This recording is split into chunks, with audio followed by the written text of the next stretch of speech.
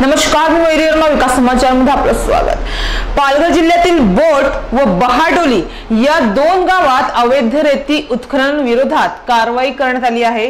2 मार्च रोजी पालघर जिल्ह्यातील बोट व बहाडोली येथे जिल्हाधिकारी गोविंद बोडके व उपविभागीय अधिकारी, जिल्हा खनिकर्म अधिकारी, तहसीलदार यांच्या मार्गदर्शनाखाली अनधिकृत रेती उत्खनन करणाऱ्यांवर नायब तहसीलदार संभाजी पावरा, अधिकार शुल्क निरीक्षक मारुती सूर्यवंशी, मंडळ अधिकारी पालघर सचिन जाधव तसेच पोलीस कर्मचारी राम डाकुरे व दत्ता शिंदे यांच्या पथकानं बोट गावात खाडी पात्रात अवैध रेती उत्खनन करीत असलेल्या 3 रेतीचे कुंडे व बहाडोली येथे गाडीतील रेती धुण्यासाठी 3 डिझेल इंजिन पंप हे साखर टाकून इंजिन चालू करून उद्ध्वस्त केलं आहे व इतर सामग्री नष्ट केल्या आहेत।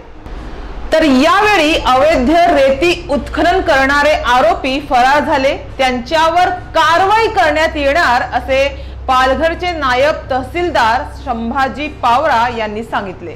तर एकीकडे जिल्हा प्रशासनाचे संगनमत असल्याचे रेती चोरीवर आळा घालण्यात ते अपयश ठरत असल्याचं बोललं जात असताना मात्र या कारवाईने अवैध रेती उत्खनन करून त्याची वाहतूक करणाऱ्या रेती चोरांना मात्र नक्कीच चाप बसला आहे।